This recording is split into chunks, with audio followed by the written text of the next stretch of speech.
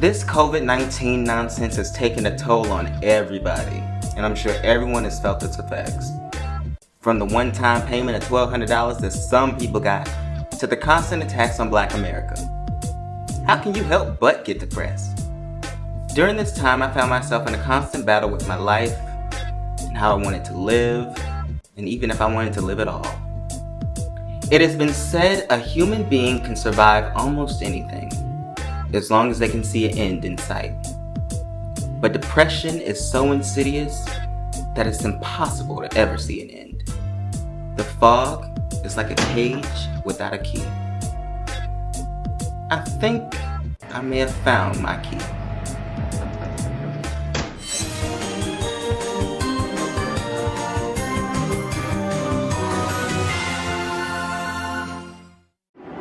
Everything here is hard and bright and violent. Everything I feel, everything I touch, this is hell. Just getting through the next moment and the one after that,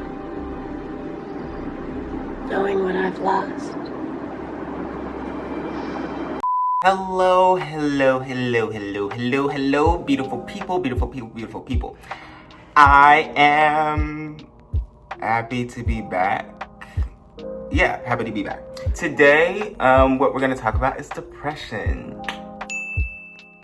Some people, throughout the past couple months, this whole year really, from the Black Lives Matter protests to COVID-19 to the handling of the financial obligation, it's just too much. It's just too much. Don't y'all think it's too much? It's too much for me. It's too much for me.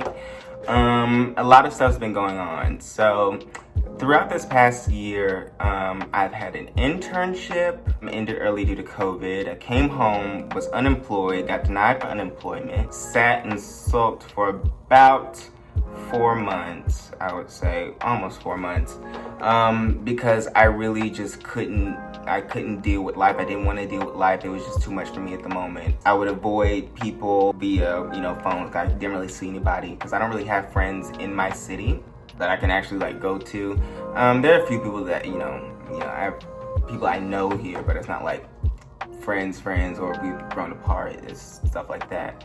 So, yeah, there was days I wouldn't get out of bed.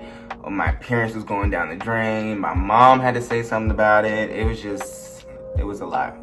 I was really just depressed. I didn't want to live. I thought about suicide almost every day because I thought, suicide gotta be better than this. Suicide has to, just not being here. Not exactly suicide itself, but just not being here is better than just sitting here and dealing with all this stuff. I had student loans come up. I had, payments for my laptop and computer that is just, I can't make. I'm unemployed. I don't have any money. And so I'm really living at home. My mom's giving me money. So it's just, I was in my head, there's gotta be a better life than this. There's gotta be something better than I felt like I was going crazy. I was in hell. This is really, I didn't want to deal. I didn't want to deal. And for me, I think when it comes to things I don't like, I avoid them. My mom likes to use the term runner. She runs from problems because she's a recovering addict. So she likes to say that she runs from problems. I'm not sure if I run, I just ignore or avoid. I guess that technically be running. But I do like to just, if it's something that is too much for me, I just zone out and just tune it out and get move on to the next thing. So that's definitely what I've been doing with everything as far as my financial obligations, and as well as everything else. I really have just been trying to get back on to a place where I feel comfortable, I feel right. I just really didn't feel like myself. My mom kept on saying, my mom would just get on me, be at me because I wouldn't talk. I didn't feel like talking. I didn't want to talk. I just felt like very alone. Like I didn't want to tell anybody my problems because I'm like, you don't understand. And then I eventually got in contact with a counselor that I'm having sessions with now, who has been helping me just talk about stuff. It's like a day by day process still for me. It's like just taking it day by day because I can't really go past that or else I'm gonna lose my mind.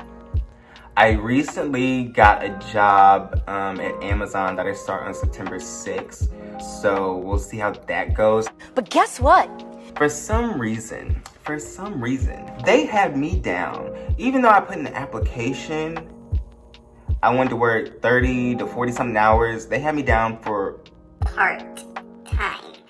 I don't understand how that works. I don't understand if I click something wrong or something like that, but we'll see how that goes. And I just still feel some type of way about Jeff Bezos and all his millions that he just sits on.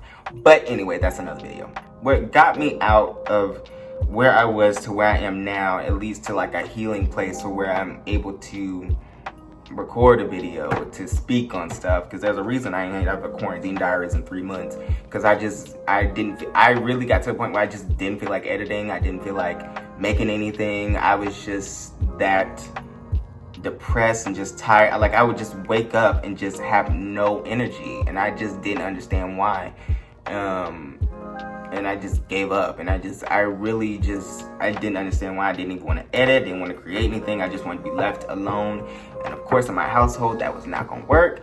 So there was something that needed to be done, because there's so many times my mama kept talking to me, and then she was worried, and it was a lot. It was a lot going on. And then now, fast forward to now, like you can see I'm in a hotel right now. There's some work being done at my house on the bathroom. So we're like in a hotel. We've been in a hotel for about almost a month now. We're gonna be here for at least 17 more days.